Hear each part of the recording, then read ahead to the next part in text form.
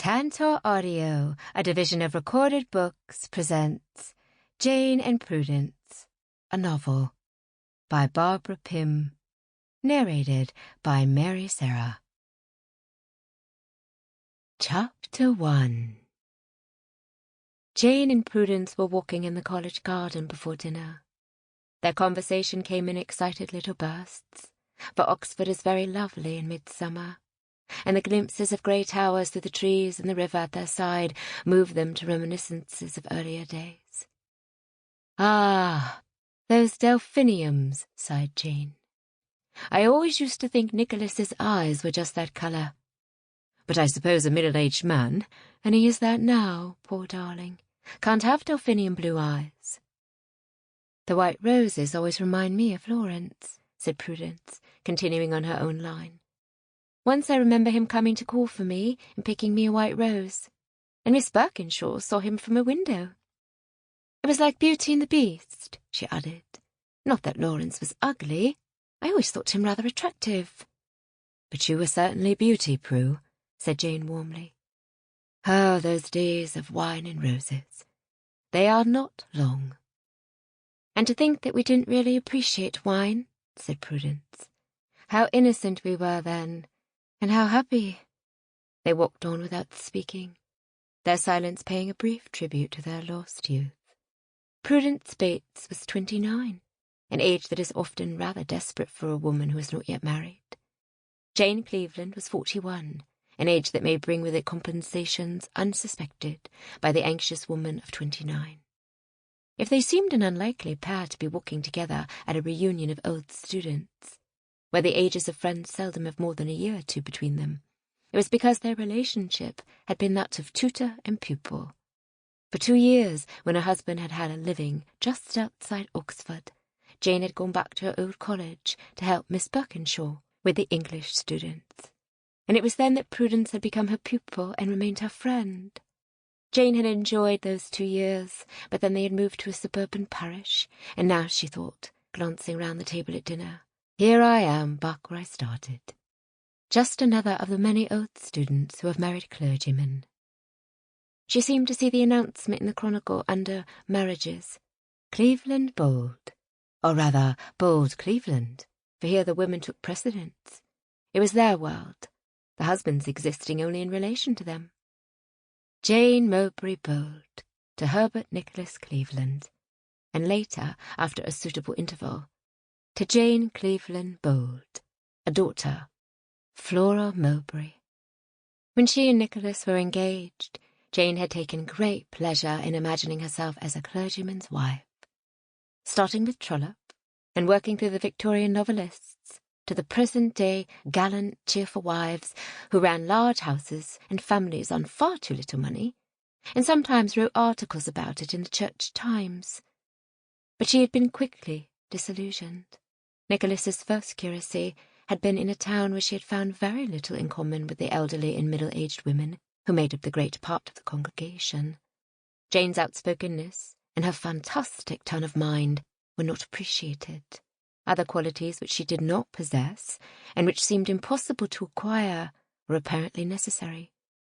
And then, as the years passed, and she realized that Flora was to be her only child, she was again conscious of failure, for her picture of herself as a clergyman's wife had included a large Victorian family, like those in the novels of Miss Charlotte M. Young. "At least I have Flora, even though everybody else here has at least 2 children," she said, speaking her thoughts aloud to anybody who happened to be within earshot.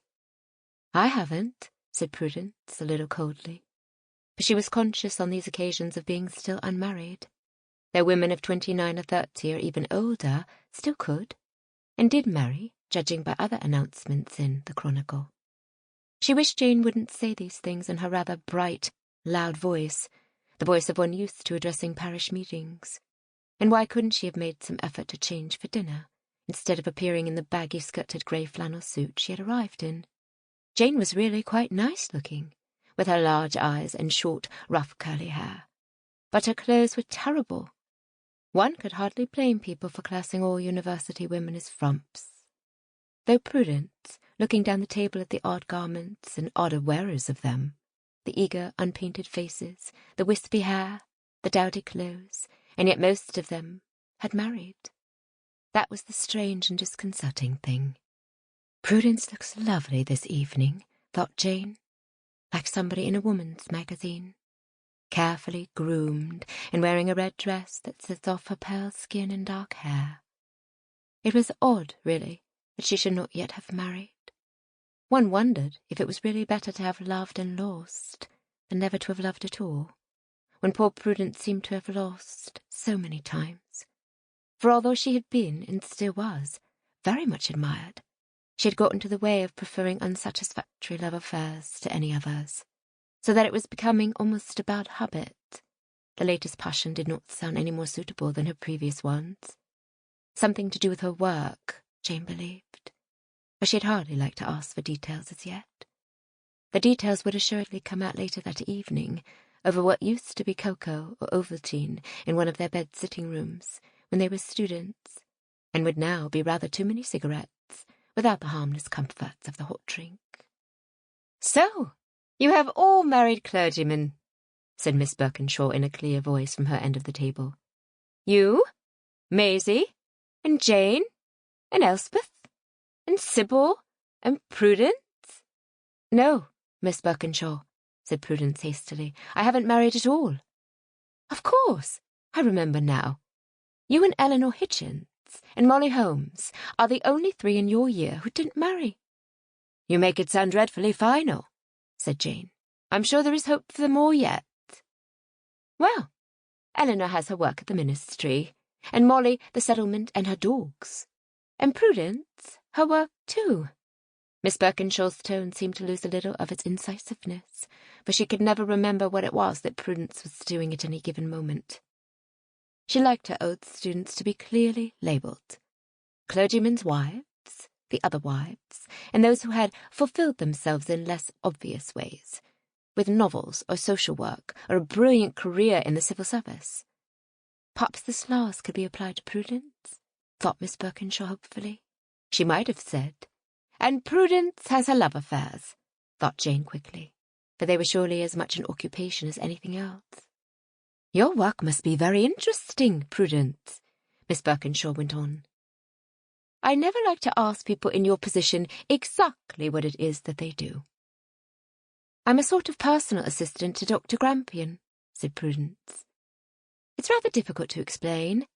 I look after the humdrum side of his work, seeing books through the press and that kind of thing." "It must be wonderful to feel that you have some part, however small, in his work," said one of the clergyman's wives. "I dare say you write quite a lot of his books for him," said another. "I often think work like that must be ample compensation for not being married," she added in a patronising tone. "I don't need compensation," said Prudence lightly. "I often think being married would be rather a nuisance. I've got a nice flat, and I'm so used to living on my own I should hardly know what to do with a husband." Oh, but a husband was someone to tell one's silly jokes to carry suitcases and do the tipping at hotels, thought Jane with a rush. And although he certainly did these things, Nicholas was a great deal more than that. "I like to think that some of my pupils are doing academic work," said Miss Birkinshaw a little regretfully, for so few of them did. Dr. Grampian was some kind of an economist or historian, she believed.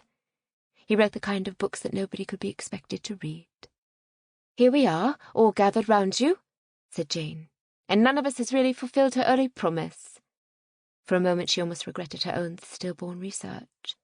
The influence of something upon somebody, hadn't Virginia Woolf called it, to which her early marriage had put an end. She could hardly remember now what the subject of it was to have been. Donne, was it? And his influence on some later obscure poet? Or a study of her husband's namesake, the poet John Cleveland? When they had got settled in the new parish to which they were shortly moving, she would dig out her notes again. There would be much more time for one's own work in the country. Miss Birkinshaw was like an old ivory carving, Prudence thought, ageless, immaculate, with a lace at her throat. She had been the same to many generations who had studied English literature under her tuition. Had she ever loved? Impossible to believe that she had not. There must surely have been some rather splendid tragic romance a long time ago. He had been killed or died of typhoid fever, or she, a new woman enthusiastic for learning, had rejected him in favour of Donne, Marvel, and Carew. Had we but world enough, and time, this coyness, lady, were no crime. But there was never world enough, nor time, and Miss Birkinshaw's great work on the 17th century metaphysical poets was still unfinished, would perhaps never be finished. And Prudence's love for Arthur Grampian, or whatever one called it, perhaps love was too grand a name, just went hopelessly on while time slipped away. "Now, Jane, I believe your husband is moving to a new parish?" said Miss Birkinshaw, gathering the threads of the conversation together. "I saw it in the Church Times. You will enjoy being in the country, and then there is the cathedral town so near." "Yes, we are going in September." "It will all be like a novel by Hugh Walpole." "Unfortunately, it is rather a modern cathedral," said one of the clerical wives, "and there is one of the canons I do not care for myself." "But I've never thought of myself as caring for canons," said Jane rather wildly. "One woman's canon might be another woman's," began another clerical wife, but her sentence trailed off unhappily, giving an effect almost of impropriety, which was not made any better by Jane saying gaily, "I can promise you, there will be nothing like that." "It is an attractive little place you are going to," said Miss Birkinshaw. "Perhaps it has grown since I last saw it, when it was hardly more than a village." "I believe it is quite spoiled now," said somebody eagerly. "Those little places near London are hardly what they were." "Well, I expect it will be better than the suburbs," said Jane. "People will be less narrow and complacent." "Your husband will have to go carefully," said a clerical wife. "We had great difficulties, I remember, when we moved to our village.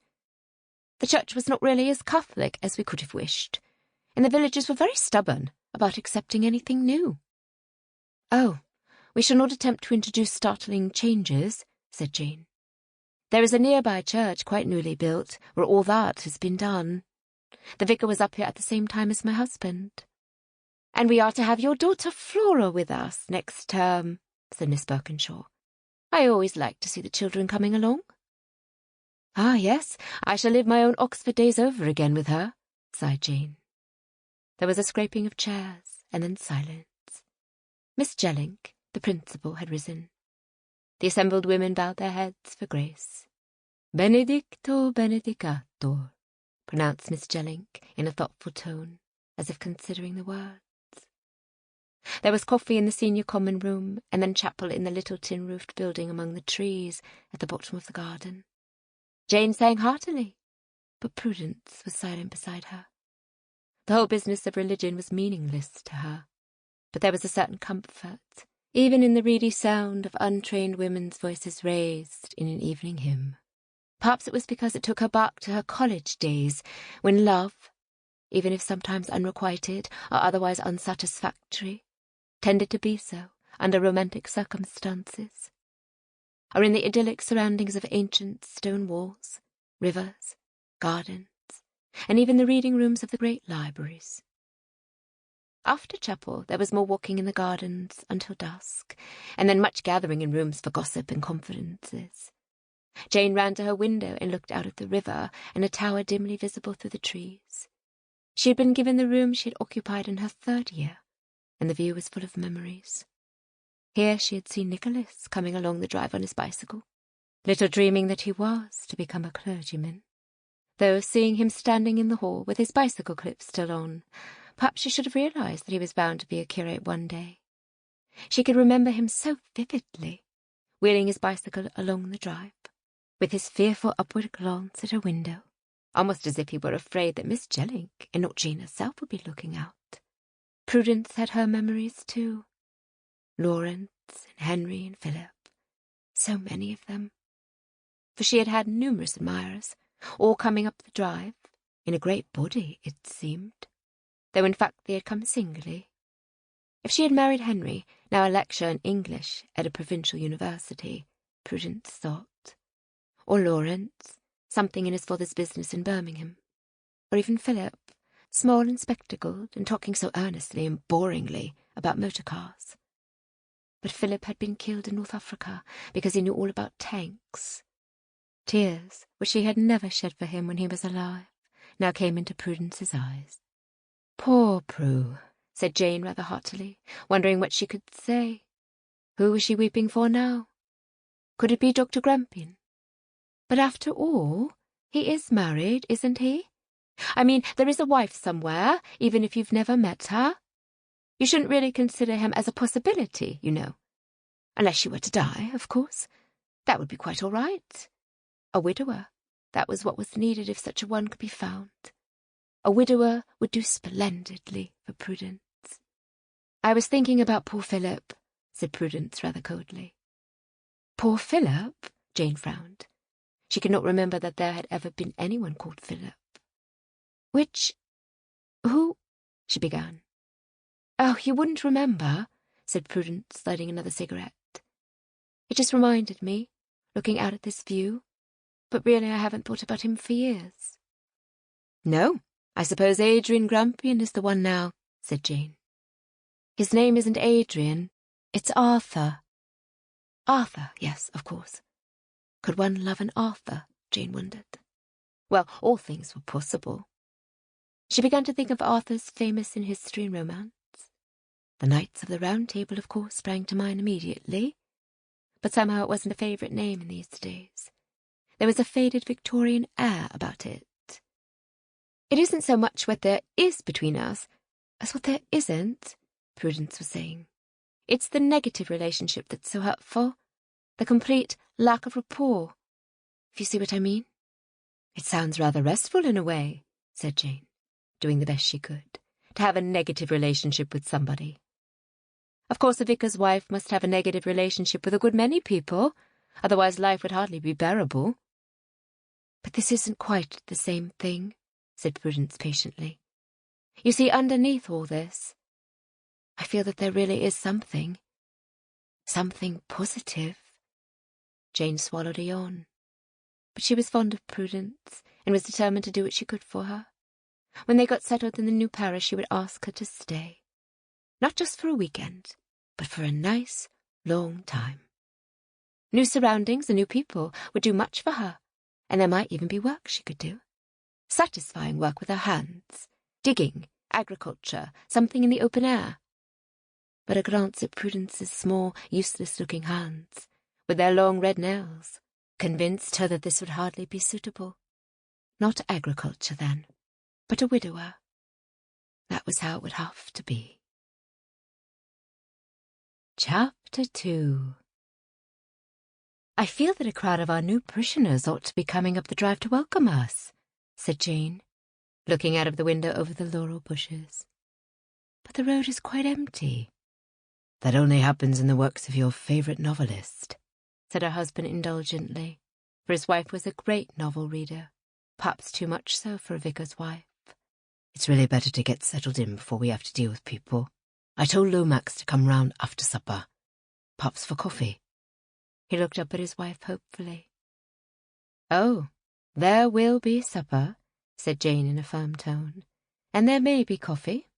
I suppose we could give Mr. Lomax tea, though it wouldn't be quite the usual thing. I wonder if we are well bred enough, or eccentric enough to carry off an unusual thing like that. Giving tea after a meal rather than coffee? I wouldn't like him to think that we were condescending to him in any way, because his church is not as ancient as ours." "Of course coffee does tend to keep people awake," said Nicholas rather inconsequentially. "Lying awake at night thinking out a sermon," said Jane. "That might not be such a bad thing." "What are we having for supper?" asked her husband. "Flora is in the kitchen unpacking some of the china. We could open a tin," added Jane, as if this were a most unusual procedure, which it most certainly was not. "Indeed, I think we shall probably have to. But I know we've got some coffee somewhere, if only we can find it in time.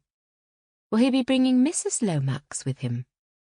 "No, he is not married as far as I know," said Nicholas vaguely, "though it is some time since we've met. Our conversation yesterday was mostly about parish matters.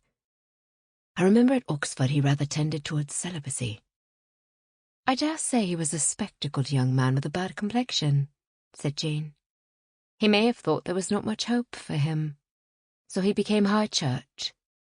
Well, my dear, there are usually deeper reasons, said Nicholas, smiling. Not all high church clergymen are plain-looking. Nor all moderate ones, darling, said Jane warmly, for her husband's eyes were still blue, and he had kept his figure. They were in the room which was to be Nicholas's study, sitting in the middle of a litter of books, which Jane was arranging haphazardly in the shelves. These are all theology, she said, when Nicholas suggested that it might be better if he did them. As long as nothing unsuitable-looking appears among these dim bindings, I don't see that the arrangement really matters. Nobody could possibly want to read them. You're sure you wouldn't rather have the room upstairs for your study? It looks over the garden. It might be quieter. No, I think this room is the best for me. It seems somehow unsuitable for a clergyman's study to be upstairs, said Nicholas. And then before Jane could enlarge upon the idea with her vivid fancy, he added hastily, I shall have my desk in the window. It is sometimes an advantage to be able to see people coming. Then you must have a net curtain across the window, said Jane. Otherwise you will lose your advantage, if they can see you too. But at the moment it seems as if nobody will ever come to see us. She looked out over the laurels to the green-painted gate. You would think they'd come out of curiosity, if for no nobler reason. She turned back to arranging the books. But there is somebody coming, exclaimed Nicholas in a rather agitated voice. A lady, or perhaps a woman, in a straw hat, with a bird on it. And she is carrying a blood-stained bundle. Jane hurried to the window. Why, that's Mrs. Glaze, it must be. She is to do for us. I quite forgot. You know how indifferent I am to domestic arrangements. I hadn't realized she was coming tonight.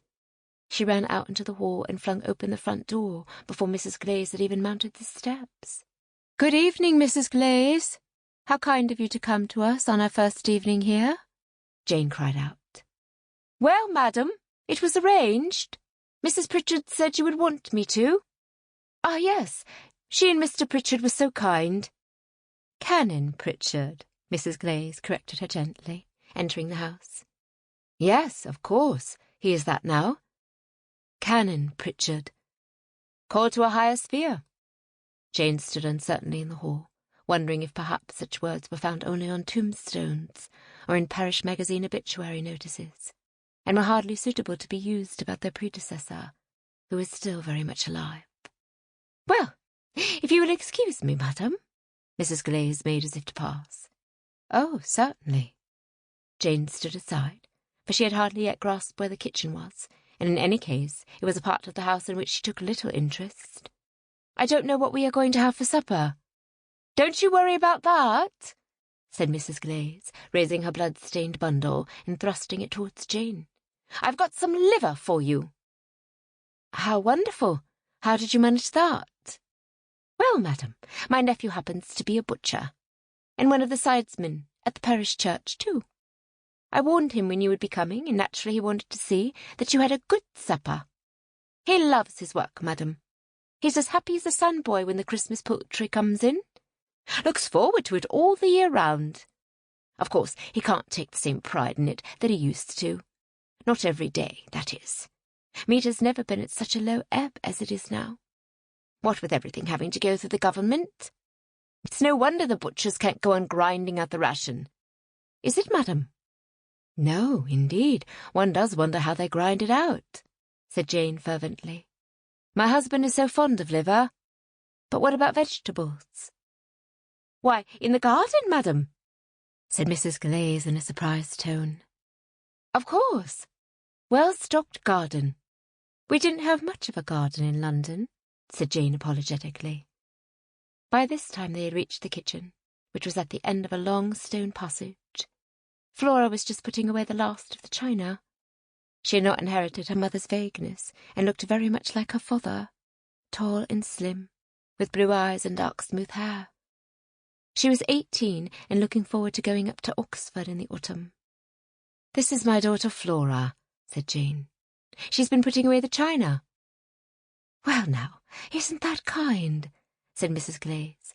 "That's saved me a lot of work, and I see she's even got the vegetables. I can start getting supper right away. Then you'll be ready for Father Lomax when he comes for coffee." It was almost soothing that she should know so much about one's life, Jane thought. "Yes," she said. "I do hope you will be able to tell us something about the parish and what we should know about everybody. You see, we are like people coming into the cinema in the middle of a film," she went on, losing consciousness of her audience. "We do not know what, if anything, has gone before.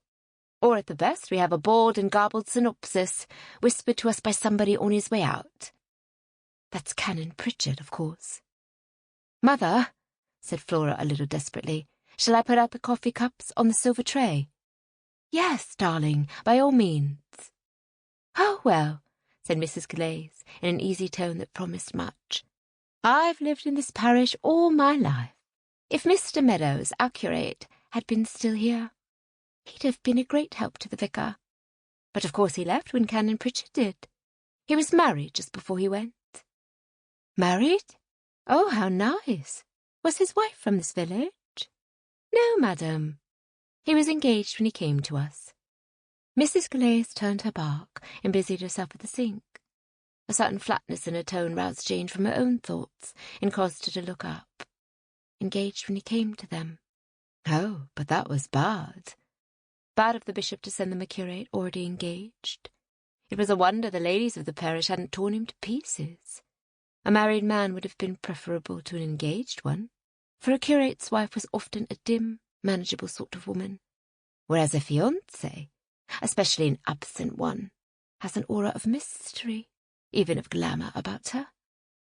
"Who else is there?" she wanted to ask. "Tell me all about everybody."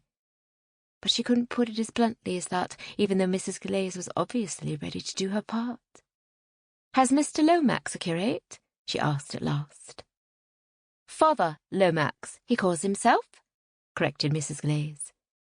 "But of course he isn't married. There's no woman sets foot in that vicarage, except Mrs. Ede to clean, and the ladies of his parish, of course. No, madam, Father Lomax hasn't got a curate. No more than 20 or so go to his church. You see, madam, it's the form of service. Romish practices, you know what I mean. Though I must say he's got Mrs. Lyle going there, and that's something. But we've still got Mr. Edward." Her voice softened, and she looked up from her vegetables, a smile on her face. "And that's as it should be, isn't it, madam?" "Mr. Edward?" echoed Jane hopefully, for there was much here that she did not understand. "Yes, Mr. Edward Lyle, our Member of Parliament. Such a nice young man. Of course his father was member before him, and his grandfather. Oh, we couldn't have anybody but a Lyle as our member. They've always lived at the Towers as long as anybody can remember, and always come to the parish church, except this Mrs. Lyle, that is. Some vicar in Kensington, London, got hold of her, madam. 10 years ago she started going to Father Lomax's, but Mr. Edward's always come to the parish church." "Does he read the lessons sometimes?" asked Jane. "It seems right for a Member of Parliament to read the lessons in his constituency." "Oh, yes, madam. When he's here he does. But of course there's Mr. Oliver, too. He reads the lessons sometimes. Though Mr. Mortlake and his friends, they don't like it, madam. But no doubt you'll be hearing about that. And they do say that Mr. Fabian Driver would like to do it. Oh, he'd fancy himself standing up there looking like a lion above the birds. But we haven't come to that yet. Have you got a flower dredger, Miss Flora? I'll be flouring the liver." Mr. Mortlake and his friends, a lion above the birds. But these are the tides of new novels, still in their bright paper jackets, thought Jane with delight. And they are here in this parish. All this richness. "Mother, I think we'd better have supper as soon as we can," said Flora firmly. "Wasn't Mr. Lomax invited for 8:30? We don't want him to arrive and find us in the middle of our supper, do we?" "No, darling, especially as he may not have had liver." "He won't have done, madam. I can tell you that," said Mrs. Glaze. Mrs. Ede didn't get any this week. She does all his shopping for him. Of course, my nephew shows up. Sample complete. Ready to continue?